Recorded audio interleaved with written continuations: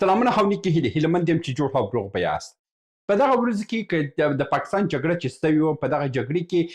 یعقوب مجاهد د دفاع وزارت وزیر هغه همیشه د امریکا پاکستان ته خبرداری ورکولو او پاکستان سره یې مستقیمه په تیزه ژبه باندې خبرې کولې، مګر د هغه نه وروسته که برتراسو د کورنۍ چارو وزیر باندې حقاني باندې هغه دا خبرې نه کولې. پر هغه باندې نیوکې هم همدغه وه چې دوی په پاکستان کې تجارتونه لري او په پاکستان کې خپل شخصي ګټې لري، نو په دغه خاطر باندې دوی په پاکستان باندې د نیوکې نشي کولی او پاکستان ته نیوکې هم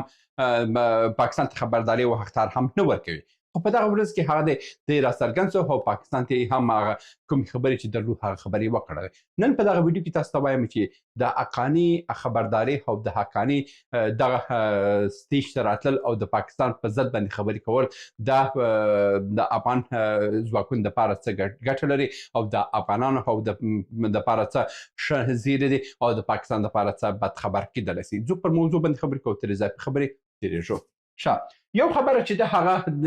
د پاکستان خواوې هم همدا خبرې کوي، په افغانستان کې هم بعضې کسانو هم دا خبرې کوله چې د افغانستان بعضې اوسني وزیران چې دي په پاکستان کې مځکې لري، تجارتونه لري، ځایونه لري، نو هغه د پاکستان په ضد باندې دوی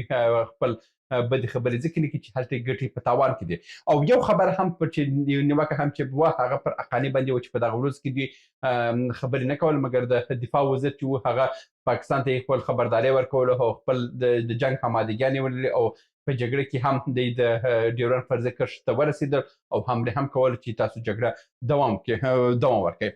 او بله خبره دا وه چې حقاني دا خبرې دا ورځ کې دی چوپ و. اوس حقاني دغه ورځ کې دی راغلی دی او دی هم خپل ویناوې وکړې. په وینا کې دا خبره وکړه چې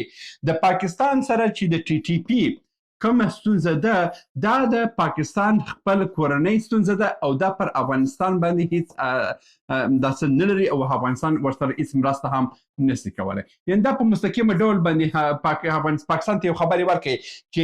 زه تا سره په ټي ټي پي په موضوع کې زه ستا سره مرسته نشم کولی او ټي ټي پي چې څه کوي هم هغه صحیح کوي. یعنې چې کله هم یو خبره کېږي چې زه د ټي ټي پي کې چې کوم کار کوي هغه زه نه ردوم، چې نه یې ردوم یا معنا ښه کار کوي چې د سره جګړه کوي، مګر زه تا سره په دې برخه کې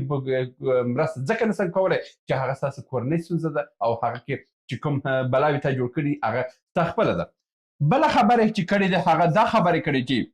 ټي ټي پي د پاکستان د پوځ د ظلمونو د لاسه دا راپورته شوې ده. یعنې ټي ټي پي داسې نه ده چې هغه یو پروژه اوسي، ټي ټي پي داسې نه ده چې هغه د پیسو په مقابل کې کار وکړي، ټي ټي پي داسې نه ده چې هغه د یو بل هیواد څخه تمویل سي. دا یوازې او یوازې د پاکستان د اجیر پوځ د ظلمونو د لاسه دا جوړ شوی دی. او نن چې د پنجاب تورمخې اجیر پوځ چې څه حالات په ټي ټي پي مقابل کې ویني، دا یوازې او یوازې د دوی د کړنو څخه کېږي. داسې نه دی چې کوم ګلان چې دوی کرلی دي دوی د هماغه حاصلات نن اخلي چې هره ورځ کې د پنجاب پوځ خپل جنازې د ډیورنډ فرضي کرښې شاوخوا څخه دوی انتقالي او وړي هره ورځ کې د دوی کټولې روانې دي. دا یوازې او یوازې د دوی هغه خبره ده چې څه یې کرلي دي هغه دی. نو دلته د حقاني دا خبره وویلو چې یو خو زه ستا سره په دې برخه کې زه مرسته نشم کولی او چې مرسته نشم کولی دا یعنې خبرې حتی زه یې نشم ردولی چې ټي ټي پي څه کړي دي هغه غلطې کړي یا یې بد کړي دي یا یې ښه کړي دي. نو زه دا درته وایم چې زه یې نه ردوم، معنا دا ده چې هغه ښه کار کوي. په بل لحاظ باندې دا یې ویلي دي چې د ټي ټي پي چې کومه جګړه ده هغه د پنجاب د پوځ د ظلمون څخه ده. یعنې دا تاسو ظلمونې کړي دي چې دا حالت پر توس باندې راغلی دی. په درېیمې موضوع کې دوی په خبرې کې دا ویلي دي چې د پاکستان پوځ په مقابل کې د هر افغان وظیفه ده چې تاسو ودرېږئ او د جګړې کې باید برخه واخیستل شي. یعنې معنا دا ده چې په ټول افغانانو یې غږ کړی دی او دا جګړې ته یې هڅولي دي. یعنې که دا کار چې دا درې خبرې برته سره یو ځای کوو نو دا د پاکستان دپاره یو بد خبر کېدلی شي. ځکه چې پاکستان یوازینی امید هم همدغه و چې د پاکستان هغه کورنۍ چارو وزیر تقوی و څوک چې هغه څو ورځې مخکې هم راغلی و د د سراج الدین حقاني سره لیدنه هم کړې وه. په هغه لیدنه کې دوی ورته خبرې هم درلودل او د دوی ټوله توقع چې دغه د پاکستان میډیا هم چې وه هغه هم په همدغه باندې ولاړه چې سراج الدین حقاني موږ سره مرسته کوي، هغه روشن فکره دی او دغه د پاکستان په ضد باندې بلې خبر نه لري او هغه د پاکستان دپاره غلط فکر نه لري او هغه پاکستان خپل دویم کور بولي او هغه نه پوهېږي څه شی لري. دا هغه خبرې چې د پاکستان میډیا په دغه ورځ کې کولی، مګر دغه درې خبرې چې په دې ورځ کې سراج الدین حقاني وکړلې چې یو زه ټي ټي پي چې کوم کار در سره کوي هغه ستاسو موضوع ده،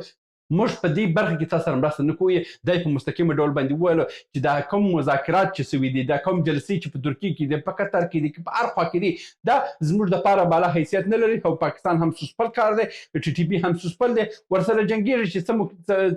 څه کوي هغه سوسپل کار دی. په دویم موضوع کې همدا خبره چې دی کړې ده چې ستاسو د ظلمونو نتیجه ده چې نن د ټي ټي پي راپورته سوې ده. زه یو خبره تاسو ته وکړم، د افغانستان په جمهوریت کې د افغانستان په جمهوریت په دوران کې چې کوم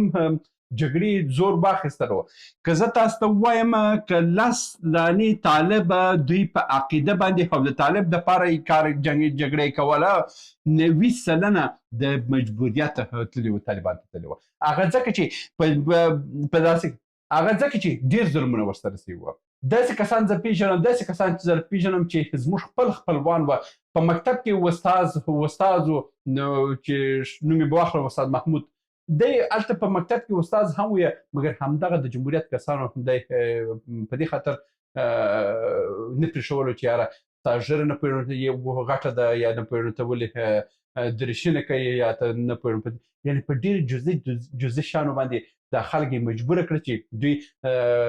داسې ښار پرېږدي او دوی ولاړ شي په غرو کې او ټوپک واخلي او د جمهوریت په ضد باندې ودرېږي. دا خو یو وړه خبره وه چې په ولایتونو کې داسې وه. بیا په کابل کې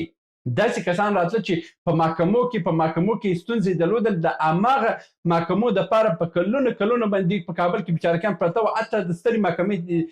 دروازې ته هم د اجازه نه ورکول چې ورننوځي. همدغه خلک وو چې د کابل څخه ناامیده تله او هلته بیا ټوپک اخیستی او د دغه حکومت په ضد باندې درېدل. یعنې که زه تاسو ته وایم چې 10 دانې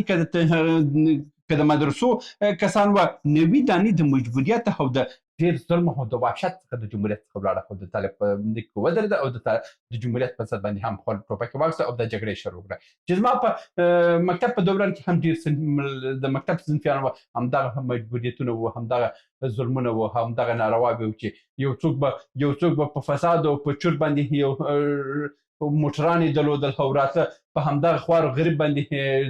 داسې ورکول، ټیمونه یې ورکوله او بل ته خوار و غریب پیسو څخه یې خوړله، مګر خوار و غریب ته بیا هېڅ د ماښام ډوډۍ هم نه رسېد. دوی همدغه ظلم او وحشت په جمهوریت باندې ودرېده او دوی دغه حالت ته ورځي. اوس پاکستان باندې هماغه د جمهوریت کیسه راغلې ده. پاکستان باندې چې کوم ټي ټي پي شروع سوې ده، که ټي ټي پي زه وایم د پاکستان د استخباراتو په لاس باندې که جوړ سوې ده، که هماغه ټي ټي پي کې د پاکستان د استخباراتو 10 نفره اوسي، 90 سلنې د پاکستان د اجر پوځ د مجبوریته وستلي دي، طالبان سوي دي او د پنجاب پوځ په ضد باندې درېدلي. اوس هماغه حالت چې پخوا دوی فکر کولو چې ټي ټي پي به همیشه زموږ په کنټرول کې اوسي، اوس ټي ټي پي د دوی کنټرول تر ډېرې حده وتلی. داسې هم نه ده چې د پنجاب تورمخې پوځ به هر وخت ویل چې موږ به دا کار کوو او همدغه کار به کېدل، مګر اوس هغه کیسه نه ده. اوس هغه دی چې هره ورځ کې د دوی عسکر هلاکت ته رسېږي، هره ورځ کې جنګونه شدت اخلي او حتی دا څو ورځې مخکې که تاسو لیدلي اوسئ د پېښور ته نږدې په ډېرو سیمو کې د سپینې ورځ باندې طالبان راغلي وو، خپل چک پوینټونه یې درولي وو، هلته اختلاشیانې کوله او هلته د خلکو موټرانې دروله، یعنې هلته نه پاکستان پوځ و او نه هم دا حالت دې څخه ښکاري چې د پاکستان کې فساد او ظلم دا اوج ته رسېدلی او د ټي ټي پي زور واخیستل او ټي ټي پي قوي کېدل دا یوازینی حسر هم همدغه دی چې په پاکستان کې همدغه وحشت فساد دا ډېر سوی دی او انشاءالله چې یو ورځ به د پنجاب تورمخې پوځ به هم خپل دغه اعمال ته سزا ته به ورسېږي. دا و د نن ورځې ویډیو هیله مند یم چې تم ترلاسه کړی اوسئ. تر بیا هم په الله سپارم. ښې چارې. سلامونه. موږ ډېر موضوعات جوړ کړي دي. که سیاسي موضوعات غواړئ ووینئ نو دلته کلیک کړئ، او که غواړئ اقتصادي موضوعات وګورئ نو دلته کلیک کړئ، او که غواړئ چې د تل لپاره راسره واوسئ نو دلته کلیک کړئ او چینل سبسکرایب کړئ. مننه.